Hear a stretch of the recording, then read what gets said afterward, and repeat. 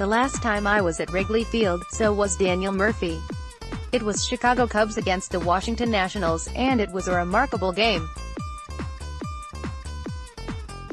In his first home start since joining the Cubs, Hamels took the mound to face off against Max Scherzer. Through 8 innings, the Nationals put up just a single run while keeping the Cubs scoreless. They'd go on to score 2 more in the 9th just to be rocked by David Bote's pinch hit 2-out, 2-strike walk-off grand slam. Murphy, for his part, went 1 for 4, accounting for the Nats' only hit off of Hamels in the second inning in an otherwise forgettable performance. Before that, I remember sitting in the Wrigley bleachers during Game 3 of the 2015 National League Championship Series. In the 3rd inning, Murphy launched a home run into right center field, landing just 20 feet in front of me. It was that series that he became known as a Cubs killer, a nickname earned as he led the Mets to the World Series, leaving Cubs fans like me to repeat that annual refrain, "There's always next year." It may only be August, and the Cubs may very well have the best record in the National League, but this Cubs fan is ducking out just a bit early. Much like 2015, it's because of Murphy, but for a very different reason, because he plays here now. In 2014, Major League Baseball appointed Billy Beane its first-ever ambassador for inclusion. Mostly forgettable during his playing days, and not to be confused with Oakland's Billy Beane, he is best known for being the second former player to come out as gay, which he did in 1999. As ambassador for inclusion, Beane was tasked with help guide players and teams to better understand and support members of the LGBT community. Professional sports had, and to a large extent, still has, a stigma associated with the idea of gay, lesbian and bisexual athletes. In the case of Beane and Glenn Burke, the first MLB player to come out as gay, they felt a need to remain closeted for fear of facing rejection by teammates, coaches, and fans. Beane didn't want that to have to be the case anymore, and neither did the league. As part of his work, Beane would shadow teams during 2015's spring training.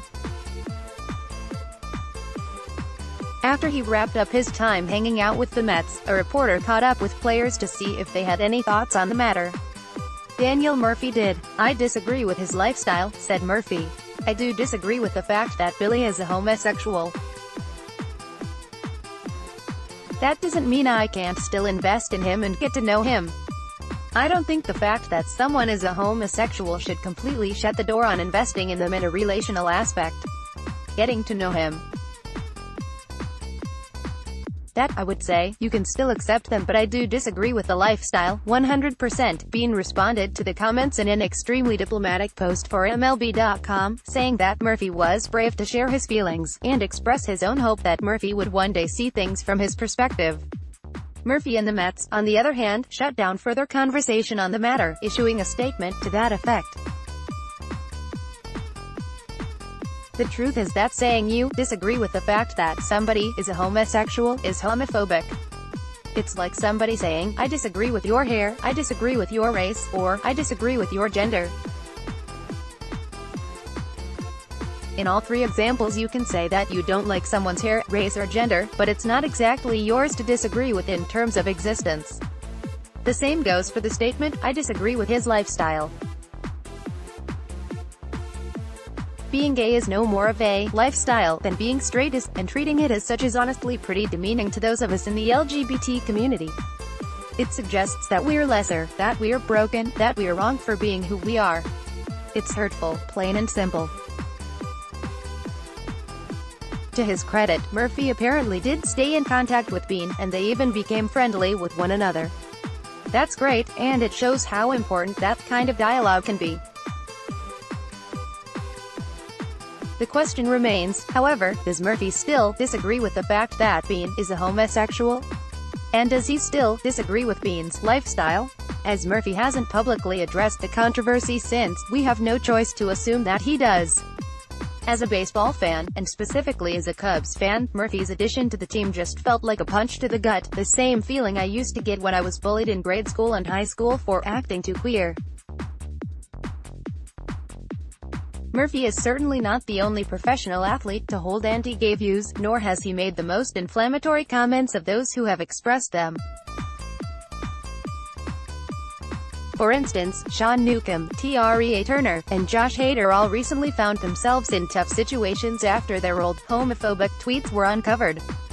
Former player Torrey Hunter has made repeated anti-gay comments, even recording an ad for a political candidate highlighting his anti-equality position on marriage. Another former player, Lance Berkman, recorded a radio ad urging the people of Houston to vote against the city's LGBT non-discrimination ordinance. So why is it that the Cubs, the team I've loved since I was a child, trading for Murphy hitting me so hard? It's simple, because there's absolutely nothing extraordinary about those comments or that worldview. I've heard it hundreds if not thousands of times before, and so have others. For so long, so many of us were told that we were wrong, that we had an abnormal lifestyle that could just be dismissed, or that we could just end if we wanted to. Some of us stayed closeted, others found themselves homeless, depressed, or suicidal. These messages are everywhere, from religious leaders, parents, family, classmates, coworkers, and other fans. Those cheering on Murphy's acquisition and defending his past comments. I expressed frustration about the trade on social media and received dozens of responses from fellow Cubs fans telling me that they agree with his 2015 statement. Reminded me of just how many people in the world still feel this way, and still see people like me as lesser. Joins the Cubs, Daniel Murphy has an opportunity to address these comments and create real change in the world. Other fans, young and old, look up to athletes.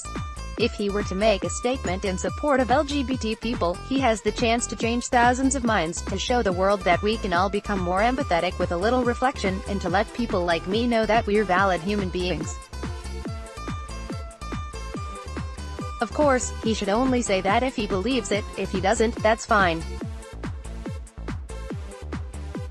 I just know that it would mean a lot to me, to be able to hold my wife's hand on the way to the ballpark without worrying about whether one of the guys we are there to cheer on sees us as equally deserving of love, legal protections, and our humanity.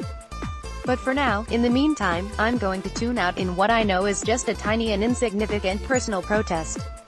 Good luck the rest of the season, Cubs, but for me this time around, there's always next year.